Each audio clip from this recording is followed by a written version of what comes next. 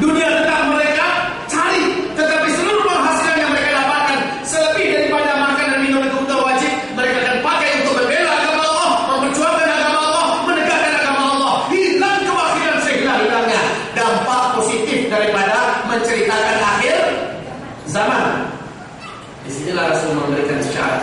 Kalau seandainya kamu dengar besok dah pasti kiamat terjadi, di tangan kanan kamu masih ada satu butir biji kurma yang bisa kamu tanam cepat. Jadi apa yang bisa kita lakukan sekarang kaum muslimin? Dengan adanya dunia ini, pakai semuanya dalam rangka melayani agama Allah Subhanahu wa taala. Ini Allah ya, pemuda-pemuda kita sudah tampil ke permukaan dengan segala kekurangan yang ada, dengan segala kelemahan yang ada. Butuh bersama-sama dari kita bantuan. Apa yang bisa kita bantu? Pakai motor kami Ustaz, pakai mobil kami Ustaz. Ini ada tanah kita bawa di seluruh sektor Ustaz. Sama-sama kita buat kaum muslimin. Di sisa-sisa umur yang ada, saat infak dan sedekah masih bisa terpakai sekarang ini. Masih berguna. Akan tiba masanya kata Rasulullah, infak dan sedekah kalian tidak akan lagi ada gunanya. Kalian cuma membawa emas, saya membawa harta, terima harta saya sedekahkan. Kemarin kami butuh, sekarang sudah tidak butuh lagi. Dekat masa seperti itu akan kita hadapi kaum muslimin. Jadi apakah masih benar kita ini untuk melalaikan sholat waktu berjamaah di masjid, sementara waktu kita sangat dekat sekali kaum muslimin? Kalau bisa ceritakan ini pun tak sampai umur kita enggak. Kenapa? Menjelang Dajjal ini keluar, wajib Imam Mahdi terlebih dahulu keluar. Al-Mahdi. Nah, tanda-tanda keluar Imam Mahdi ini ada beberapa tanda yang bisa disebutkan di Allah yang akan dimuliakan. Dan ini seluruh orang yang ngaku kami adalah Imam Mahdi, saya adalah Mahdi, guru saya adalah Mahdi, semuanya tertolak dengan tanda-tanda yang Rasulullah langsung menyebutkan tanda-tanda ini. Tidak bisa dikarang-karang, tidak bisa dikarang-karang. Allah yang kami muliakan.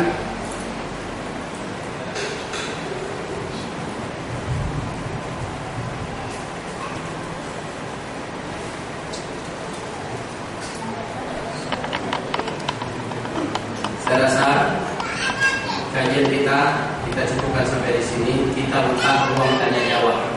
Tetapi tanya jawab ini jangan ditanyakan hal yang sifatnya belum saya bahas. Banyak pertanyaan Ya'juj-Ma'juj. InsyaAllah kita akan menguraikan Ya'juj dan Ma'juj. Ya, pertanyaan tentang Dajjal, karena pernah saya sebutkan tadi Dajjal, silakan tanyakan masalah Dajjal. Saya akan bisa menjawabnya. Pertanyaan Al-Mahdi, silakan sebutkan Al-Mahdi. Tetapi secara rincinya ada waktunya, kita akan bahas. Saya ingin kita masing-masing mempunyai pegangan. Kenapa? Nabi Muhammad SAW mengisyaratkan sebentar. Ada sesuatu yang perlu saya tekankan sekarang. Mungkin ada yang heran, bagaimana caranya pada masa Imam Al-Mahdi kalau Imam ini dekat, ya kalau memang ini dekat, lalu di masa Imam Al-Mahdi teknologi kita ini sudah tidak ada, ya, kok bisa? Distrik ini akan gelap, kita akan kembali ke zaman kegelapan. Betul. Karena hadis Nabi menyebutkan juga demikian. Bahkan kata Rasulullah SAW ketika Al-Mahdi muncul nanti, sekalipun kamu merangkak di atas salju, maka merangkaklah kamu untuk bisa berbaiat kepadanya dan berperang di belakangnya. Itu tandanya apa ibadah Allah yang memuliakan? Apa nggak ada lagi helikopter saat itu? Apa nggak ada lagi pesawat ketika itu? Sehingga kita harus berjalan di atas salju dan merangkak di atas salju. Ya kondisinya demikian. Alam ini akan mengalami perubahan yang sangat luar biasa menjelang Al-Mahdi keluar. Penyebabnya apa? Kok bisa-bisanya teknologi kita musnah semua padahal kita sekarang ini ada pada puncak-puncaknya teknologi? Kok bisa ibadah Allah yang kami muliakan? Pelajari lagi lebih mendalam. Maka semua hadis Nabi SAW sesuai dengan fakta yang diterangkan oleh NASA Amerika pada hari ini.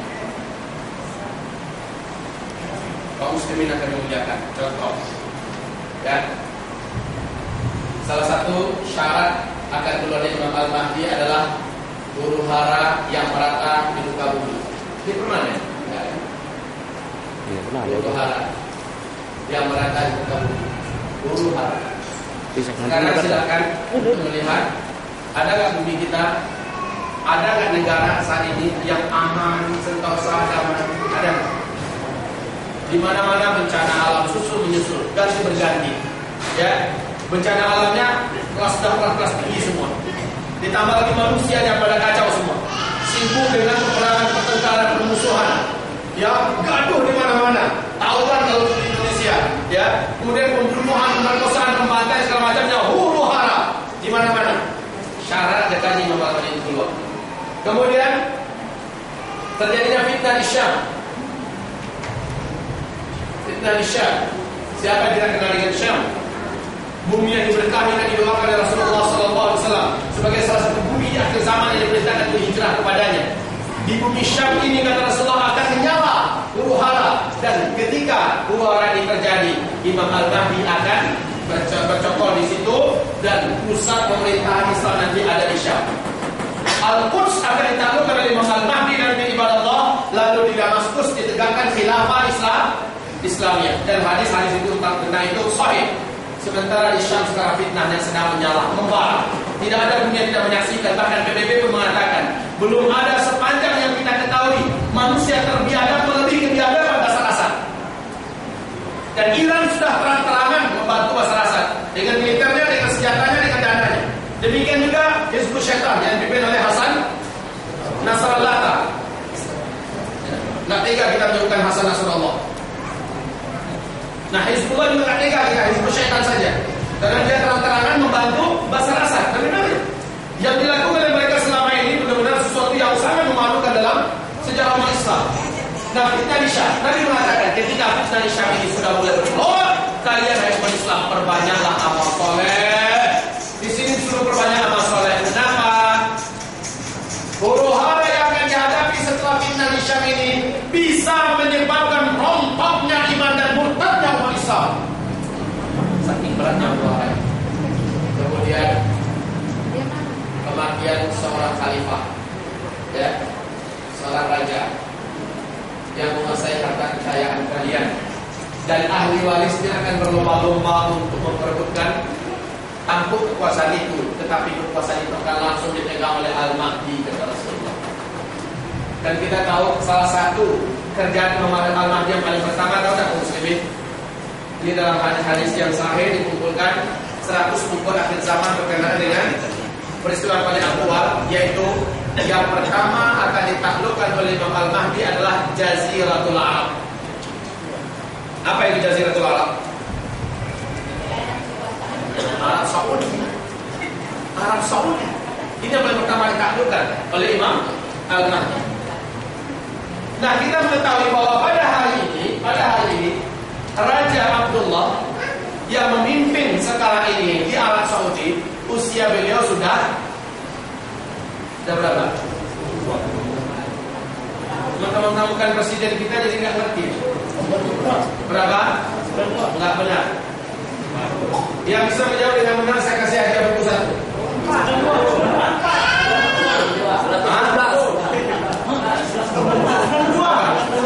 Dan foto, tahunya dari mana? Dari Masjid Taqwa. Ini berarti mantan dengar pengajian di sana. Bocoran. Boleh. Benar beliau. Umur beliau sudah lebih 90 tahun. Syukur, istighfar, muhasabah dahsyatnya itu ini. Mau dibaca ya. Ya, mudah-mudahan berkah insyaallah. Raja Abdullah sekarang umurnya sudah 90 tahun. Biasanya di umur segini, ini umur dan dekat untuk berjumpa dengan Allah. Iya. Kita tidak mendoakan beliau agar cepat meninggal dunia. Tetapi bagaimanapun setiap orang manusia pasti meninggal dunia. Dan dalam usia yang segini ini dalam usia rawan ini sebenarnya. Apalagi seluruh anggota tubuhnya ini sudah banyak yang baru campukan, yang aslinya sudah banyak di operasi. Beberapa bulan yang lalu baru pulang dan operasi lagi bagian dalam tubuh. Sementara para pangeran yang cocok untuk menggantikannya hari ini sedang mulai bertengkar berkelahi untuk memperebutkan, dan bukan sudah mulai saling berburu. Ini kondisi pada hari ini. Sementara Rasulullah tidak akan ada yang akan memimpin kecuali Imam Al-Mahdi. Berarti bagaimana? Ya, semakin kita menguatkan anggukan kepala kita.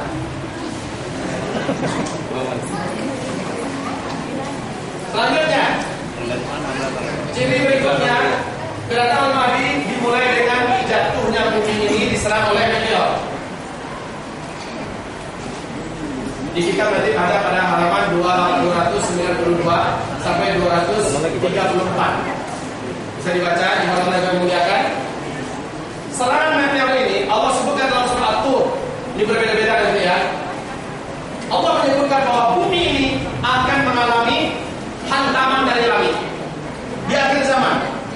Biar saya minta tolong dibacakan halaman 293. 293.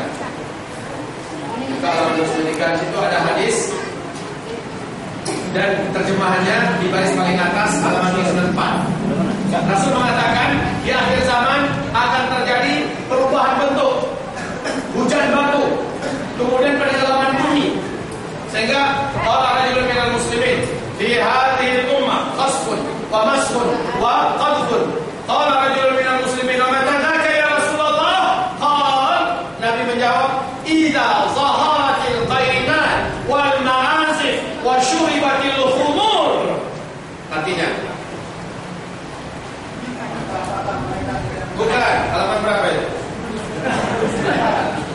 Terjemahnya di halaman 294. Pada umat ini akan terjadi di akhir zaman. Lanjut.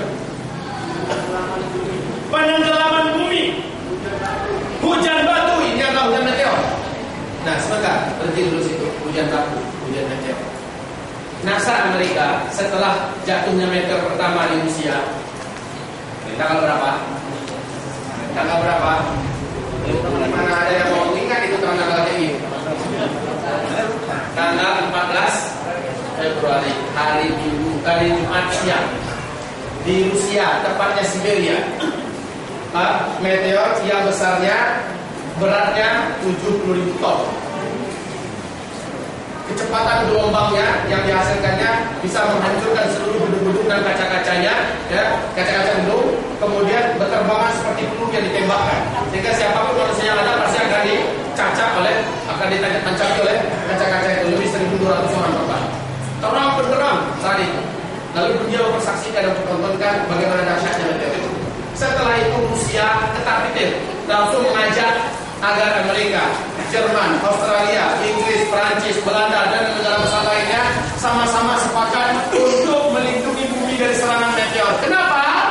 Karena setelah itu NASA Amerika meresmikan pengumumannya bahwa ada 1.300 meteor kurun waktu 2013 sampai 2016 ini, 1.300 meteor yang akan menabrak bumi.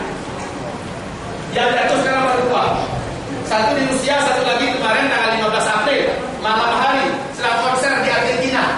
Ya, jatuh lagi meteor yang kedua, tapi kecil, sehingga meledak dia setelah menembus atmosfer bumi kita, meledak di atas Argentina.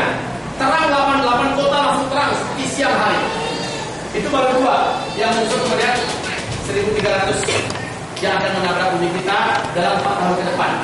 Dari 2013 ini sampai 2016. Nah, ibadah Allah yang kami muliakan, jatuhnya meteor ini yang akan menyebabkan perubahan yang sangat luar biasa ke depan.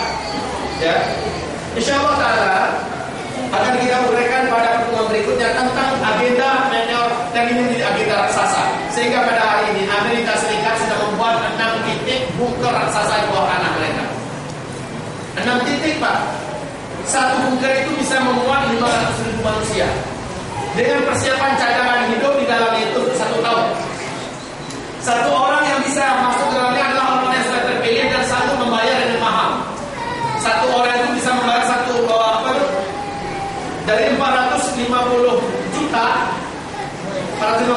sampai 525 juta. Kalau dirupiahkan ke uang kita, satu orang harus bayar. Kalau anak-anak 250 juta, itu baru upah masuk.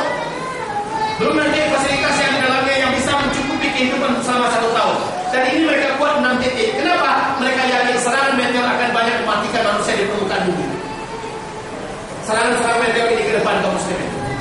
Di Rusia sudah dipersiapkan 3 bunker raksasa mereka. Bunker itu besarnya 3 kali masjid kita ya. Dan mereka letakkan 12 meter di bawah permukaan tanah. Itu bagian langit-langitnya 12 meter, tanahnya ke atas, baru di atasnya permukaan bumi kita. Mereka sudah persiapkan karena mereka sudah membaca sekian tahun yang akan datang maka buminya akan diserang oleh ribuan meteor. Subhanallah kaum muslimin. Nah, salah satu meteor itu disebut dengan meteor Sidri atau meteor besi. Kandungan besinya 91%. Ada fosfor, ada kobaltnya, dan ini kalau sempat menabrak bumi kita, pergesekan yang sangat radikal menembus atmosfer kita. Kan dia di luar angkasa itu 120.000 km per jam kecepatannya, 120.000 km per jam. Itu yang menabrak atmosfer bumi kita. Terjadi ledakan di luar angkasa. Kemudian pergesekan yang keras dan radikal tadi itu menyebabkan dia terbakar bagian kulit luarnya, lalu merasap seperti awan yang bertindih-tindih seperti satu gunung berapi yang meletus. Dan awan ini berbahaya dan beracun. Kecepatan ini terus, kalau sempat dia pergesekan ini tadi bisa dia mempunyai kandungan magnet yang sangat besar. Akibatnya seluruh logam yang ada di muka bumi akan terinduksi. Seluruh logam yang ada di bumi akan terinduksi. Dan ini menjadikan apapun yang terbuat dari logam, termasuk besi, akan berhenti dan lengket antara satu dengan lain, tidak bisa lagi bekerja. Mobil kita ini mesinnya dari apa? Ya, pabrik-pabrik kita, kapal pesawat kita, kapal tempur, kapal segala macamnya, semuanya terbuat dari logam kan? Dari besi kan? Iya, ini akan terproduksi. Lengket antara satu dengan yang lain, kan bisa lagi bergerak. Disinilah terjadinya kemandekan dan kehancuran seluruh teknologi serentak. Manusia tidak ada lagi punya teknologi, padahal barangnya masih ada. Tongkrongan Alphard itu masih keren. Tongkrongan aja, kan bisa diapa-apain. Jadi kalau berinfak, sekarang berinfaknya. Berinfak Alphard, berinfak Innova, begitu. Selagi masih berguna. Setelah berinfak ternyata meteor jatuh, kan bisa jadi apa-apa yang untung. Sudah berinfak menjadi milik Allah, ya kan? Nilainya di sini sudah sangat besar. Ini kita bentar panitia rental mobil di susah payah cari siapa yang bisa pinjamkan mobil. Nah itu pun biaya rentalnya bagaimana ini dipikirin. Subhanallah. Jadi abang-abang yang kami muliakan, ayo pikirkan ini dengan baik. Semua teknologi akan musnah secara serentak. Dan dia juga membawa gelombang elektromagnetik yang sangat kuat sehingga mengacaukan semua elektromagnetik yang ada di muka bumi. Akibatnya kekuatan radar, sinyal satelit apa segala macamnya, internet seluruhnya akan musnah dan listrik selama-lamanya akan padam untuk secara permanen sampai hari kiamat. Tidak ada lagi listrik, tidak ada lagi alat komunikasi. HP-HP keren ini akan menjadi alat mainan anak-anak untuk dilemparkan di sungai. Ya, semua barang canggih yang kita beli pada hari ini sebentar lagi kita pakai. Ini sekarang masih bisa dimanfaatkan. Alhamdulillah. Pakai itu agama, ya kan? Bisa masih tadi pakai sekarang. Alhamdulillah pakai itu agama. Sedikit hari lagi aku pakai. Semua yang kita punya hari ini pakai itu agama Allah Subhanahu Wa Taala agar jadi saksi nanti pada hari kiamat. Jangan dijual pula berburu mobilnya dari sekarang pak. Udah mau kiamat jual mobil sekarang lalu setelah kemarin pinjam. Jangan sekarang ini pakai maksimal. Nanti datangi orang ya. Kalau datang sekarang butuh mobil pakai mobil saya. Jadikan saksi begitu. Berlomba-lomba datang. Kalau perlu, Ustaz mobil saya tinggal di rumah. Dia ada salah satunya pakai. Tidak begitu. Mana orang ya? Semoga ada yang berniat seperti ini. Ya, kaum muslimin hamba Allah yang kita muliakan. Ini sebuah renungan kepada kita bersama. Setelah kita mendengarkan kajian ini, apakah kita tidak meniru akidahnya para sahabat apa yang mereka lakukan? Semangat mereka untuk berlomba-lomba dalam mencapai ridha Allah dengan apa yang ada di tangan mereka itu maksimal. Ini yang harus terjadi. Jadi saya akan melumpuhkan semua teknologi serentak. Tiba Allah, meteor ini juga akan menjadikan manusia berubah bentuk. Kenapa? Hantaman ke muka bumi itu. Seandainya meteor itu, ini Michel Penn menjelaskan dalam teori ilmu astronominya mengatakan di pakar astronomi dunia, kalau meteor ini jatuh, seandainya besarnya gas diameternya 100 meter saja, jatuh dia ke laut, maka jarak 100 km dari tempat jatuhnya itu akan menimbulkan gelombang tsunami tingginya 70 cm. Itu kan kecil. Tapi kalau yang jatuh itu 2 km, maka gelombang tsunami akan dihasilkannya adalah 230 meter. Sementara tsunami di Aceh itu hanya paling tinggi berapa? 30 meter itu paling tinggi itu.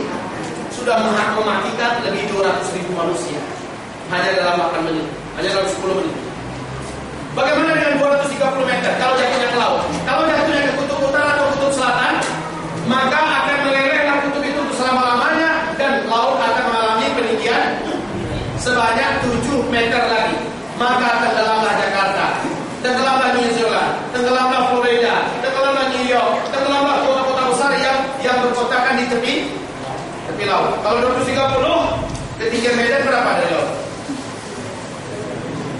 Sampai 100 meter. Nah ini 230. Bagaimana Pak? Medan maksudnya terendam lah ya. Yang pasti ya, kalau itu jatuhnya ke laut, manapun saja kota-kota besar dunia yang kerendahannya dari laut itu rendah ya, maka dia pasti hilang seperti Jakarta. Nah, hamba-hamba yang kami muliakan. Tapi teori dalam hadis disebut oleh Rasulullah SAW dan Allah pun menyebutkan dalam Al-Quran bahwa jatuhnya adalah ke daratan.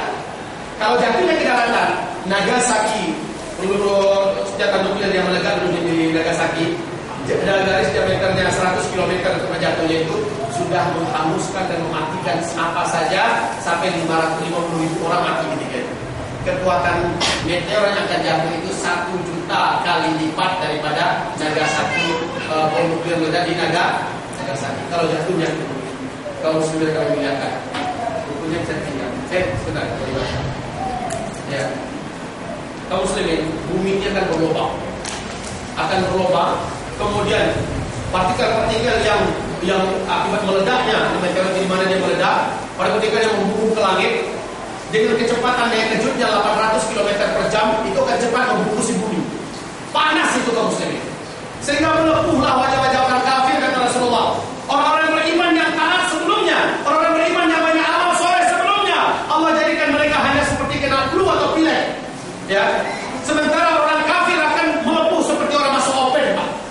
Muka-muka, lalu keluar asap dari lubang hidung mereka, keluar asap dari telinga mereka, keluar asap dari lubang dubur mereka dan dari mata mereka. Dan orang-orang beriman yang pemalas beribadah sebelum itu, yang sedikit amal solehnya, mengalami nasib seperti orang kafir. Walaupun kematiannya insya Allah kematian dalam keadaan husnul khatimah, tapi kan sakitnya seperti yang orang kafir mah. Makanya Rasul mengatakan kalau buruh harafit dan isyak sudah mulai dalam rampak, dan ini sudah 2 tahun lewat ini, ya, harus perbanyak amal soleh. Perbanyak amal soleh. Supaya apa? Beratnya beban yang akan kita tanggung. Pasca itu nanti kita akan selamat dengan Allah berkat amal soleh kita. Ini salah satu rahasia misteri zikir akhir zaman. Zikir akan bisa menggantikan kita sebagai pelindung, menggantikan makan minum kita, menggantikan obat untuk kita dan segala macamnya. Zikir akhir zaman. Akan kita uraikan tentang masalah zikirnya nanti di pertemuan berikutnya, insyaallah ta'ala. Nah, hamba yang kami muliakan, baru sadar oleh kita dampak apa yang akan terjadi, ya? Kalau meteor itu sudah jatuh ke bumi kita, lalu yang akan terjadi kelaparan global, sehingga manusia ketika itu tega membunuh tetangganya, tega membunuh orang lain demi mendapatkan makanan tetangganya. Siapa yang masih punya stok makanan akan dikejar ramai dan mereka saling bunuh-bunuhan. Tidaklah keluar Imam Al-Mahdi, kata Rasulullah, melainkan manusia ketika itu akan saling bunuh-membunuh. Ternyata karena kelaparan itu, ya. Dan kelaparannya global, bukan hanya satu daerah. Satu daerah bisa daerah lain menolong. Ini global, seluruh dunia akan merasakan kelaparan yang sama. Dampak daripada meteor ini akan menjadikan banyak bumi ini yang hangus dan terbakar. Mari kita lanjutkan baca terjemahnya. Ulangi kembali. Ulangi dari awal. Ini dengar nggak di belakang? Dengar ya. Pada perang yang akan terjadi di akhir zaman, penenggelaman bumi, hujan batu, perubahan rupa.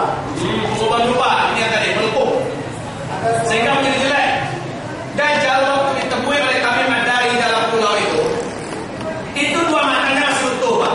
Tapi kenapa dia muncul di akhir zaman matanya sudah tertutup 1? Karena melepuh, meleleh seperti dahak ya, dikumpulkan, maka